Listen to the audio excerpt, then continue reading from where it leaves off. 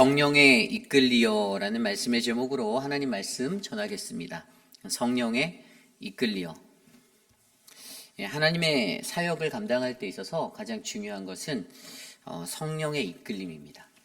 성령 하나님이 우리들의 삶을 이끌고 우리 교회의 모든 사역들을 이끌고 계심을 저와 여러분들이 확신하고 믿으셨으면 좋겠습니다. 그 은혜로 말미암아 거룩한 하나님의 교회가 세워져 가고요. 거룩한 믿음의 형제 자매들이 굳건히 세워져 간다라는 사실들을 기억하셔야만 합니다. 성령 충만하지 않은 자들과 성령 충만한 자들의 차이는 바로 그거예요. 모든 공동체 안에서 많은 사람들이 여러 가지 모습으로 아주 다양한 모습으로 살고 있지만 성령 충만한 자는 반드시 그들의 삶의 길이 다르고 결이 다릅니다. 하는 행동, 하는 말, 그 어떠한 것들 하나하나가 그냥 성령의 사람이구나, 저 사람은 성령 충만하구나라는 것들을 충분히 느낄 수 있게 만들죠. 그러나 우리가 성령 충만하지 않으면 아무리 우리가 교회의 마당을 많이 밟았다 할지라도 그들에게는 성령의 능력이 절대로 나타나지 않고요. 그들에게는 그리스도인의 향기가 드러나지 않습니다. 여전히 그들은 인간 냄새 풀풀 풍기는 그러한 모습으로 그냥 사람의 모습으로서만 자신이 원하는 거, 자신의 복문적인 것에 충실하려는 그런 인간의 이기적인 모습들만을 드러내고 살아가는 거예요. 오늘날에 있어서 우리의 교회 공동체, 수많은 교회 공동체가 선교적인 사명을 가지고 이 땅에 세워져 있습니다. 우리 교회도 단기 선교를 준비하고 있고요. 수많은 선교사님들을 물질과 기도로 지원하고 있죠. 그러나 그 모든 사역들, 아무리 교회가 덩치가 크고 수많은 일들을 감당한다 하여도 우리가 감당하고 있는 그 사역이 정말로 하나님의 뜻이 이루어지는 사역이 되기 위해서는요, 인간의 생각이 지배하고 인간의 생각에 따라 움직이는 교회가 아니라 오직 성령에 이끌려 그 모든 길들을 따라가는 그러한 거룩한 교회가 되어야 한다는 것입니다. 오늘 저와 여러분 우리에게도 하나님이 그러한 음성으로 말씀하십니다. 우리가 무엇을 하든지 어떠한 것을 하든지 우리에게는 성령의 이끌림에 따라 우리들의 길들이 인도되어져야 한다. 저는 오늘 우리에게 주시는 사도행전 15장 36절, 16장 15절 말씀을 통하여서 우리가 이 땅 가운데서 하나님의 거룩한 사명을 감당할 때 우리는 성령에 이끌려 나아가는 그러한 믿음의 백성임을 기억하시고 오늘 내게 어떠한 말씀을 하시는지, 오늘 우리 교회에게 주님이 어떤 말씀을 주시는지를 믿음의 귀를 열어 마음의 눈을 열어 듣게 되는 우리 모두가 되기를 축원합니다. 오늘 첫 번째로 성령에 이끌릴 때 우리는요, 인간의 계획이 바뀌게 된다라는 것입니다. 인간의 계획이 바뀌게 된다. 오늘 말씀을 들여다보면요, 이제 우리가 어제 말씀에 그 전의 말씀에서 우리가 배웠듯이 그들이 할례 문제로 가지고 안디옥 교회에 있었었던 그 문제들, 그런데 그것들을 상회 기관인 그 예루살렘 교회의 도움을 요청하여서 예루살렘 교회가 그 할례에 관한 아주 지혜로운 결정, 어떻게 했다고 우리가 배웠죠? 말씀으로, 하나님의 말씀 안에서 그 문제들을 해결하는 것들, 그 위로부터 내려오는 그 은혜의 지혜를 바라보게 되었습니다. 그리고 그 안디옥 교회의 문제가 이제 조용히 그 소동이 멈춰지게 되고 자연스럽게 며칠이 지나서 오늘 말씀이 이르게 시작되어요. 36절입니다. 며칠 후에 바울이 바나바더러 말하되 우리가 주의 말씀을 전한 각 성으로 다시 가서 형제들이 어떠한가 방문하자 하고. 아멘. 오늘 바울의 계획은요, 자신들이 1차 전도 여행을 통해서 만났던 믿음의 형제들을 다시 되돌아보기를 원했습니다. 그래서 그들이 다시 구브로 섬으로 가든지 또 지중해를 건너서 갈라디아 남단으로 다시 흘러가든지 어떠한 방법을 통해서 자신들이 이전에 경험하였던 그 지역들, 선교하였던 그 땅을 다시 돌아보고 그곳을 찾아가자라고 그렇게 제안하고 있습니다. 그런데 그때 37절 말씀을 보면 바나바가 이러한 이야기를 합니다. 바나바는 마가라 하는 요한도 데리고 가자고 하나.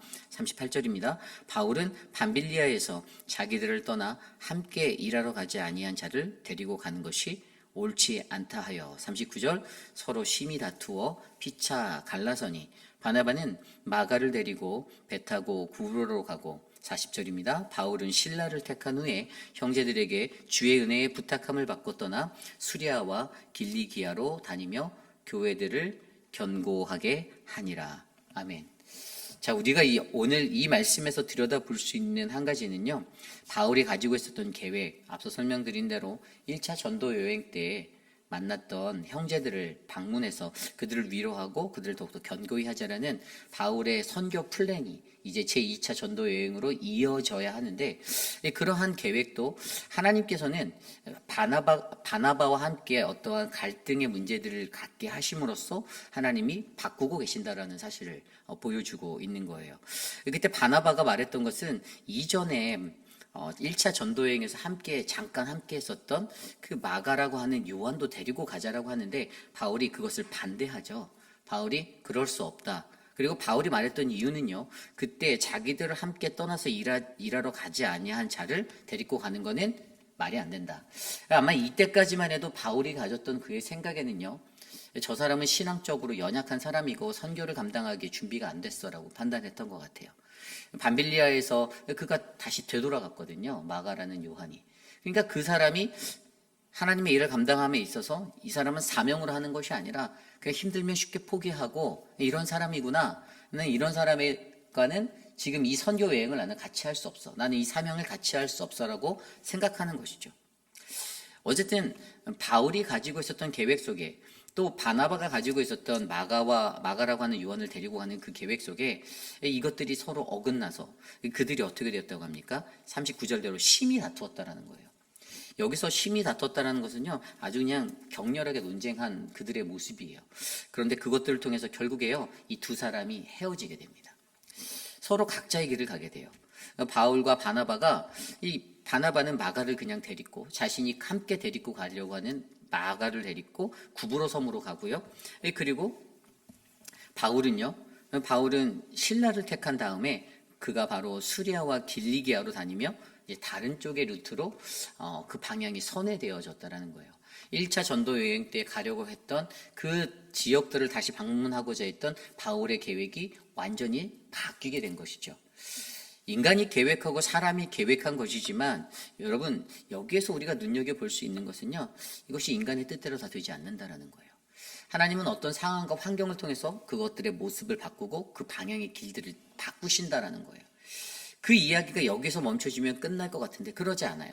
그 후에 16장 6절부터 10절까지의 말씀도 동일한 말씀을 하고 있어요.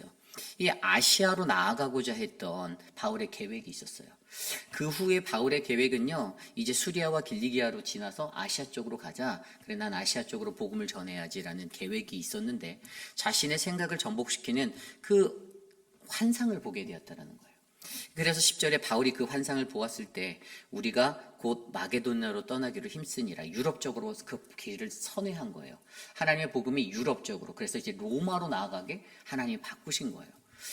바울이 가지고 있었던 모든 인간적인 계획, 그 10절 말씀 후반부에 이렇게 나오잖아요.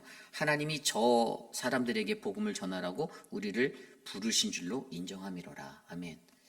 이런 계획이 바뀌어지는 상황 속에서도 바울이 이것들을 어떻게 받아들였냐 하면, 하나님이 나를 인도하시는구나, 하나님이 내 길을 바꾸시는구나라고 바울은 또 한편 믿었어요. 그래서 인간이 가지고 있었던 그 모든 계획들, 그 모든 자리도 결국에는 우리가 원하는 뜻대로 될 수 없을 때, 그때가 분명히 있는데, 그때 내가 이것을 하나님의 뜻으로 인정하고 하나님의 뜻 앞에 순종함으로 받아들이느냐라는 이 삶의 지혜가 저와 여러분에게 있냐가 굉장히 중요한 거죠. 그리고 그 삶의 지혜가 그냥 주는 것이 아니라 6절에 나온 대로 성령이 아시아에서 말씀을 전하지 못하게 하셨다. 성령에 이끌린 거죠. 바울은 이것을 다른 어떤 환경과 요소들을 가지고 누가 나를 방해했다, 누가 나를 회방했다, 이것이 아니라 성령 하나님이 나를 인도하셔서 내 길을, 내 꿈을, 나의 계획을 선회케 하셨다, 바꾸셨다라고 고백하고 있는 거예요. 7절 말씀에도 보면 분명히 예수의 영이 허락하지 아니하셨다라고 말하고 있죠. 하나님의 영이 이것들을 허락하지 않는다라는 거예요. 사람의 계획과 사람의 것으로 따지고 가면요, 사람은 높임을 받고 싶어요. 어떤 기관이든지 단체든지 자기는 좀 멋 좀 내야 되고, 자기는 이제 폼에 좀 살고 죽으니까 좀 자기는 그냥 좀 멋있어 보이는 말을 던져야 하고, 인간의 속성이 그렇거든요. 간계한 인간의 모습이죠. 나는 남들의 시선에 잘 보여야 되고, 나는 저 사람들한테 점수 좀 따야 되고, 내 이미지도 높여야 되고, 이게 인간이 가지고 있는 생각이에요. 무엇이 무엇이 진리인지 무엇이 진짜인지 이것들을 구별해서 정확하게 가르치고 알려주고 그 사람들이 죄의 길에서 돌아서게 만드는 게 진짜인데, 이 사람의 연약함은 늘 인간이 자신이 계획한 것 안에서 어떤 걸 하든지 나는 화려해 보여야 하고 내가 사람들에게 주목받아야 한다는 그런 사람의 시선의 눈을 자기에게 맞추려고 한다는 것이죠. 그런데 하나님의 계획은요, 그게 아니라는 거예요. 하나님의 성령의 사람들은 사람들의 시선을 의식하고 살아가는 것이 아니라 성령 하나님이 나에게 어떠한 영으로 말씀하시고 나를 인도하시는가, 그리고 그 영에 따라 내가 그 영을 민감하게 받아들여서 그때마다 내가 민감하게 그 발걸음들을 이렇게 옮겨갈 수 있는 이 능력이 있는가를 우리에게 바라보시는 거거든요. 결국에 인간의 계획이 완벽하고 완전한 것이 아니라 결국에 우리는 성령 하나님의 인도하심에 따라 그때마다 우리가 갖고 있는 인간적인 계획들을 다 내려놓게 되고 우리가 바꿀 때가 있고, 또 내 욕심, 내가 원하는 계획과 내 뜻이 선회되어야 한다라는 이 믿음의 법칙을 우리는 이 바울의 선교 여행, 2차 선교 여행의 시작의 자리에서 바라보게 하는 것이에요. 저와 여러분, 우리의 삶 속에서도요, 여러분, 우리가 그러한 신앙인이 되었으면 좋겠습니다. 성령 하나님이 인도하셨다. 영어 성경에 보면 by the Holy Spirit이라고 기록되어져 있더라고요. 그러니까 성령 충만함을 받은 사람들이 이 영에 민감한 거예요. 그래서 이 영으로 말미암아 하나님이 내게 오늘 어떻게 일하실지, 하나님이 오늘 나에게 무엇을 말씀하시는지를 민감하게 캐치하고, 뭐 인간 세상 살면서 사람들에게 점수 따고 막 그런 거 좋죠. 근데 사실 다 부질없는 거거든요. 어차피 하나님의 계획의 이 모든 주인공은 우리가 아니라 하나님이세요. 이 선교를 하는 거, 우리 교회가 자그마한 어떤 선교 사역을 하더라도, 우리 교회가 어떤 자체적으로 움직이는 작은 프로그램 하나하나 하더라도 그것은 앞에 서서 인도하는 사람은 그냥 하나님께 도구가 되어 쓰임 받을 뿐이지, 그 모든 영적 지혜는 우리 하나님께로부터 와서 하나님의 뜻대로, 하나님이 주시는 그 은혜대로 이것들을 인도함을 받아 나아가는 그 영적 분별력이 있어야 한다는 사실입니다. 그러므로 저와 여러분, 우리가 성령의 이끌리심을 받아서 우리가 가지고 있는 스스로의 그 계획, 여러분 나중에 바울이요 깨닫게 돼요. 바울이 어떤 선입견을 가졌죠? 바울이 나가라고 하는 요한을 사실은 수준 이하로 봤거든요. 선교할 수 없는 사람이야, 얘는 아니다, 이렇게 봤어요. 근데 여러분 나중에 골로새서 4장에 가고 디모데후서 4장에 가면 이 마가라는 요한에 대해서 언급을 해요. 참고로 하나 말씀드리면 디모데후서 4장 9절 11절, 너는 어서 속히 오라. 대만은 이 세상을 사랑하여 나를 버리고 데살로니가로 갔고, 그레스게는 갈라디아로, 디도는 달마디아로 갔고, 누가만 나와 함께 있느니라. 내가 올 때 마가를 데리고 오라. 그가 나의 일에 유익하니라. 아멘. 이렇게 고백을 해요. 훗날에 그가 이러한 3차 전도 여행을 하고 그럴 때에도 그의 마음속에서 있었던 이 마가라고 하는 요한에 대한 이미지가 바뀌어 있다는 걸 알게 되는 거예요. 예전에는 절대 못 데려가, 이 사람 아니야, 이 사람은 아직 수준 이하야 라고 평가했던 그의 모습인데, 후에 바울이 이렇게 훗날에 고백하는 걸 봐선 지금 마가 요한이 그에게 굉장히 중요한 동역자가 되었네라는 이런 심적인 변화가 우리들에게 보여져요. 그러니까 그가 가졌던 모든 생각과 선입견 또한 인간의 계획이 바뀌시는 그 주권자가 하나님이라고 느낄 때 그 하나님의 영에 의해서 이 깨달음으로 이해되게 된다는 사실이죠. 저는 저와 여러분, 우리 교회의 모든 사역이요, 성령 하나님에 이끌려서 우리 인간의 계획이 아니라 하나님이 우리에게 부어주시고자 하는 그 은혜를 바라보며 채워지는 거룩한 인생이 되기를 간절히 소망합니다. 이것이 오늘 저희에게 주신 첫 번째 말씀, 성령에 이끌려 인간의 계획이 바뀌게 된다입니다. 우리 안에 하나님의 뜻을 온전하게 분별하는 그 성령의 영이 있기를 간절히 축원합니다. 오늘 두 번째로 성령에 이끌려, 두 번째는요, 바로 성령에 이끌릴 때 우리는 만남과 헤어짐을 경험하게 됩니다. 하나님이 주신 그 만남과 헤어짐을 우리가 경험할 수 있다는 거예요. 오늘 말씀을 들여다보면요, 바울과 바나바가 서로 다투고 헤어지는 것, 여러분 이것은 그들이 감정적인 감정의 선을 내서 이런 일들이 일어났지만 실질적으로는 성령 하나님의 인도하심이었고 하나님의 계획이었어요. 그들이 다퉈야지만 그들이 나아가야 할 2차 전도 여행의 그 길이 바뀌게 되는 거였거든요. 만약에 이들이 다투지 않았으면요, 이들은 바울의 뜻대로 그냥 다시 1차 전도 여행 때 갔던 그 길을 되돌아갔을 거예요. 그러나 이들의 감정적인 이 기복을 통해서 바울과 바나바가 함께 하지 못하는 그 상태에서 여러분, 이들에게 2차 전도 여행이라는 이제 유럽을 향한 그 길, 아시아 쪽이 아닌 유럽을 향한 그 길을 하나님이 열어 가셨다라는 것입니다. 오늘 만남 속에서요, 여러분, 어떠한 만남과 헤어짐, 우리가 보여지는 앞선 36절부터 마지막 41절까지 보면 아까 말씀드린 대로 바울과 바나바가 다투어서 헤어지는 그 헤어짐의 이야기가 있죠. 그리고 만남에 관한 이야기도 있는데요. 그렇게 해서 헤어진 자리에서 바울이 하나님의 그 인도하심에 따라 그 길을 걸어 나갔을 때 그에게 새로운 만남을 주시는데, 첫 번째 만남이 16장 1절 이후에 나오는 더베와 루스드라에 이뤘을 때 그 루스드라에서 디모데라고 하는 아주 특별한 사람을 만나게 하신다라는 거예요. 여러분, 디모데는요, 바울에게 수제자와 같은 사람이에요. 그의 애제자입니다. 우리가 성경에서 늘 경험하지만 가장 그의 마음에 자신의 모든 것을 쏟아부을 만큼 후임자와 같은 역할을 할 수 있는 그러한 지도자로 바울은 디모데를 길렀고요. 또 그를 향해 기도하고 그와 함께 동행했던 사역을 우리는 알고 있습니다. 그러니까 바울의 선교 사역에 있어서 정말 버릴 수 없는 아주 귀한 한 영혼을 만나게 하셨는데, 그 만남이 그 헤어진 다음에 있었다라는 거예요. 그러니까 하나님의 도우심은 정말 기가 막힌 게, 바나바와 1차 전도 여행을 함께 하면서 익숙해 있었던 많은 것들, 그런데 새로운 현장으로 아주 새로운 길로 하나님이 방향을 바꿔서 인도하실 때 혼자 가는 것이 두렵고 떨리고 어렵게 느껴지는 그 삶의 자리에서도 하나님은 누군가를 반드시 예비하셔서 또 그 사역을 인도해 주신다라는 거예요. 그러니 우리가 여기서 알 수 있는 한 가지 결론은 사람을 너무 의지하지 말라라는 거예요. 내 눈앞에 있는 사람이 정답이 아닐 수 있다라는 거예요. 그냥 우리는 하나님을 의지하고 그 걸음을 가면 그곳에서 또 다른 하나님의 동역자들이 예비되어져 있고 준비되어져 있다라는 사실이에요. 저는 이것을 믿습니다. 이것이 굉장히 귀해요.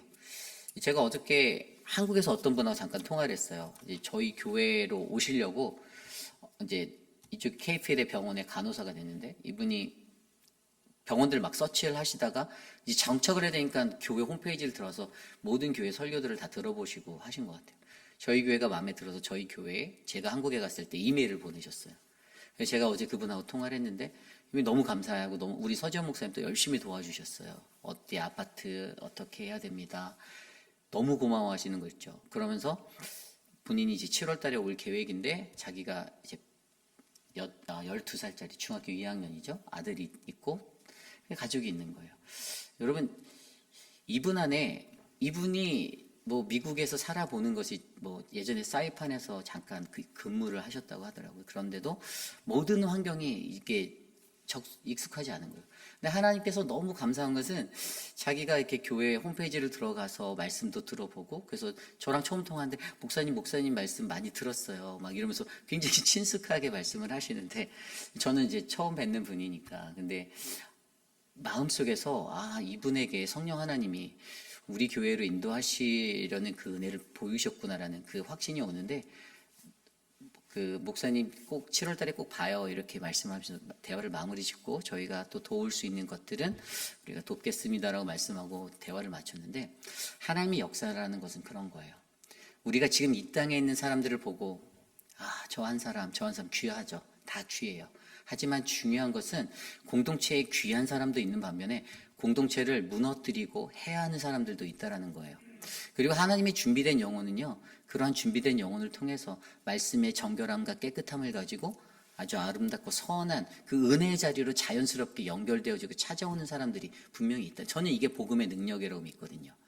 그래서 하나님의 그 복음의 능력대로 우리 교회가 이러한 만남과 헤어짐의 일들을 주시고, 우리 안에서 하나님이 영적으로 더 큰 부흥의 자리들을 허락하실 것들을 저는 확신하기 때문에, 사실 세상의 사람들이 떠들고 그러하는 것들의 시선에 별로 눈이 가지 않는 이유는 어차피 그렇게 떠드는 사람들은 늘 그렇게 떠들기 때문이고, 하나님의 말씀에 깨어있는 자들은 그 말씀의 분별력으로 내가 어느 자리에 가야 말씀의 갈급함을 채울 수 있는지를 우리가 알 수 있기 때문이라는 거예요. 이게 영적인 원리예요. 그 사람이 성령의 이끌리심을 받아서 이 걸음을 행해서 나가는 것. 그 한국에서 계신 분이 여기서 홈페이지를 우리 교회만 뒤져본 게 아니에요. 다른 교회도 다 뒤져봤대요. 그런데 이 교회가 목사님, 저는 목사님 교회가 더 편하고 마음에 들었어요 라고 말할 수 있는 거. 그분이 뭐 이 땅을 밟아왔으니까 아니에요. 자기는 이 동네 처음 온대요. 그런데 하나님의 말씀의 영이 통하면, 그 영이 흘러가면 영이 움직이는 거예요. 반응하는 거예요. 그게 또 헤어짐과 만남의 자리에서 이루어진다는 거예요. 이러한 만남이 주어졌다는 거예요. 그리고 이 만남이 여기서 멈추지 않고 16장 11절 이후에 빌립보 땅으로 갔을 때 루디아라는 그 자색 옷 장사하는 사람을 만났잖아요. 그녀를 통해서 어떻게 됩니까? 빌립보 교회가 다시 세워지게 되고, 그 가족이 구원을 받고, 그 가족이 세례를 받고, 하나님의 구원의 그 일들이 역사함으로써 하나님이 그 이방인의 나라에 교회를 세우고 그들을 구원하려는 그 뜻이 실천되라는 거예요. 여러분, 이러한 만남과 헤어짐 속에서 우리가 한 영혼을 사랑하고 끝까지 포기하지 않는다라는 원리는 너무나도 잘 알고 있지만, 때로는 그 하나님의 뜻이 맞지 않아서 우리 교회를 이탈하게 되는 그러한 영혼이 발생한다 할 때에도 우리가 반드시 기억해야 하는 것은, 성령에 이끌려서 우리가 발걸음을 옮길 때 저는 저희 교회에 맞는 그 특별한 영혼들을 또 예비해 놓으셨다라고 확신한다라는 거예요. 그렇기 때문에 교회가 건강해지기 위해서는요, 여러분, 우리의 영이 같은 영으로 흘러가야 돼요. 저와 여러분들의 영이, 우리 모든 교우들의 영이 한 영으로 흘러가서 우리를 방해하고 회방제라는 그 사탄의 영역을 감당하는 그러한 영들 단호하게 끊어내고 그들을 위해서 기도해야죠. 불쌍하잖아요. 왜냐하면 저렇게 살다간 지옥 갈 수밖에 없거든요. 그러니까 우리가 그러한 영적인 부분에 있어서 깨어서 어떠한 만남과 헤어짐 속에서도 하나님의 복음이 또 다른 꽃을 피우고 또 다른 만남을 예비하고 또 다른 부흥을 준비한다라는 이 사실을 잊지 마시고 담대하게 믿음의 길을 걸어가는 우리 모두가 되기를 축원합니다. 이것이 오늘 말씀의 두 번째, 바로 성령에 이끌려 바로 만남과 헤어짐이 있답니다. 오늘 마지막으로 성령에 이끌려, 오늘 마지막으로 우리에게 주신 하나님의 말씀은 반드시 열매 맺게 하신다는 거예요. 저는 오늘 이 이야기 말씀 가운데서 제일 중요한 한 가지를 말씀드리고자 하는데, 그것이 바로 복음의 어떠한 아픈 일들을 겪게 된다 할지라도 하나님의 복음의 열매는 반드시 꽃 피운다라는 것들을 알려드리고 싶어요. 그것이 바로 디모데였어요. 앞서 설명드린 대로 여러분, 디모데, 이 디모데는요, 그가 어떻게 신앙을 믿게 되었나를 우리가 조명해 보면 우리가 한 가지 은혜를 깨닫게 되는데, 성경에는 아까 나온 대로 그의 어머니가 유대인이었고 아버지는 헬라인이었다, 반반이었어요. 신앙이 있었던 어머니 때문에 이가 아주 가정교육을 잘 받아서 이가 이렇게 됐다라고 말씀하시는 많은 분들이 있어요. 그렇다면 우리가 이 부분에서 어떻게 디모데에게 복음이 들어갔을까를 한번 고민해 보자라는 거예요. 그런데 그것이 어떻게 보이냐면, 이전에 1차 전도 여행 때 루스드라라는 그 땅에 갔을 때 그들이 바울이 바나바와 함께 복음의 이적을 행한 기억이 있습니다. 여러분들이 기억하실지 모르겠지만 사도행전 14장에 그냥 날 때부터 앉아서 일어날 수 없었던, 걷지 못했던 한 앉은뱅이를 고쳐주었던 역사가 일어났고, 그때 그 땅에 있었던 많은 사람들이 어떻게 했죠? 제우스다, 헤르메스다 막 이러면서 높였어요. 저 두 사람을 높였단 말이에요. 그 사람들이 막 그 기적을 보고 막 이게 인간의 모습이에요. 엄청 높이며 달려들었는데 그게 14장 12절에 나와 있었던 구절이거든요. 근데 여러분, 이게 5절만 뒤로 패스하면 어떻게 되는지 아세요? 그 뒤로 넘어갔을 때 유대인들이 쫓아와서 이간질을 해요. 말로 충동을 하죠. 그리고 그 사람들이 거기에 넘어가서 조금 전에 높이던 자들인데 바울을 향해서 돌을 던졌어요. 이 사건이 루스드라 땅에서 있었던 이전의 1차 전도여행 때 일이에요. 그리고 그 자리에 바로 이 유니게와 그의 조모가 있었다라는 거예요. 그들이 그 삶의 현장에서 복음을 듣게 되고 그들에게는 신앙이 들어가고 그들에게는 하나님을 알 수 있는 기회가 돼서 그들의 마음 가운데 나는 하나님을 믿어야겠다, 내가 하나님을 따라봐야겠다, 그래서 자신의 자녀에게 하나님의 말씀을 양육하려고 귀를 기울이고 힘을 들였다라는 거예요. 그렇게 만들어진 사람이 바로 디모데였어요.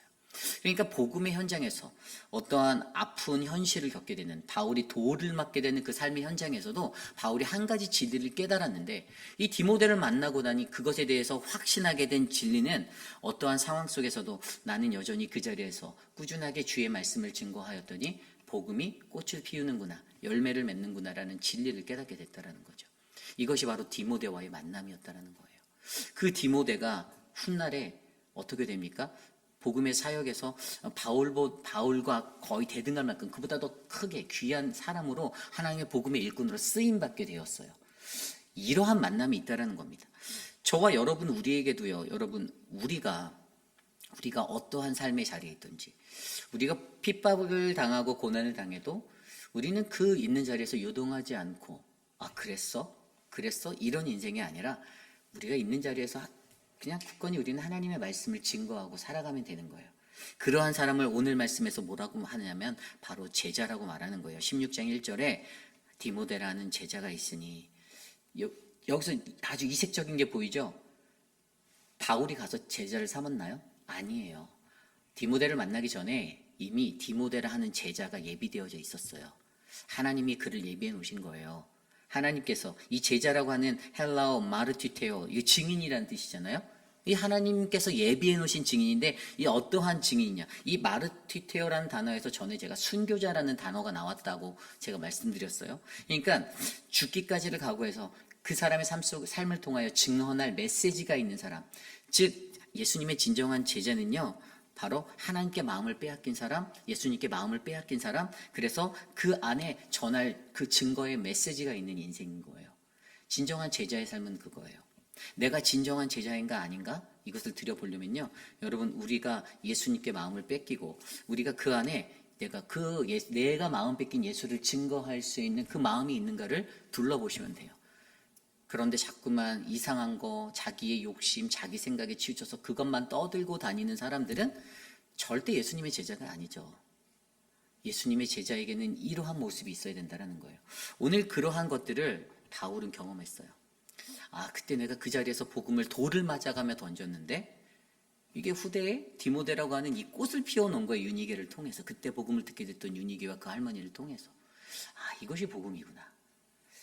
여러분의 인생과 여러분의 삶, 우리에게 질문해 보십시오. 내가 전할 말이 있는가? 내가 죽게 된다 할지라도 죽을 때까지 전할 말이 있는가? 뭘 전하시겠어요? 내가 원하는, 왜 이거 안 해줘? 이런 거를 말씀하시겠습니까? 우리가 전할 말은 내게 생명 되신 예수님만을 전하시면 되는 거예요. 그것이 우리에게 필요한 겁니다. 이것이 바로 디모데, 그분의 제자 증인이었어요. 여러분, 저와 여러분들이 이 영적인 원리를 기억하신다면 성령에 이끌려서 나갈 때 우리가 가는 길이 두렵지 않을 거예요. 떨리지 않을 거예요. 어차피 그 길은 하나님께서 인도하시고 하나님 손에 달려 있습니다. 그죠? 그렇다면 우리가 그곳에서 꽃 피우게 될 그 영적인 열매도, 하나님이 예비하신 열매도 반드시 우리는 경험하게 되고 바라보게 될 거라는 사실이죠. 이제 말씀을 정리하고자 합니다. 여러분, 성령에 이끌려 살아간다는 거 아무나 할 수 있는 것이 아닙니다. 그러나 성령에 이끌리는 자들은요, 우리가 가지고 있는 인간적인 계획이 바뀐다고 할지라도, 내가 원하는 내 아집에 내 고집대로 이것들이 인정되고 끌려가지 않는다 하더라도 그것들을 순수하게 받아들이고 기도할 수 있는 사람인 거예요. 그것에서 하나님의 섭리를 발견하고 하나님의 뜻이 이루어지는 것을 목격하는 사람입니다. 그리고 그 안에서 주어지는 만남과 헤어짐과 만남의 이 자리에서도 그 인간적인 만남과 헤어짐 속에 헤어짐 때문에 아쉬워하는 게 아니에요. 아, 내가 헤어지게 됐으면 하나님 또 다른 만남을 예비하셨겠구나. 하나님이 또 다른 만남 속에 또 다른 구원의 일들을 행하시겠구나라는 이 영적 진리로 가야 되는 거예요.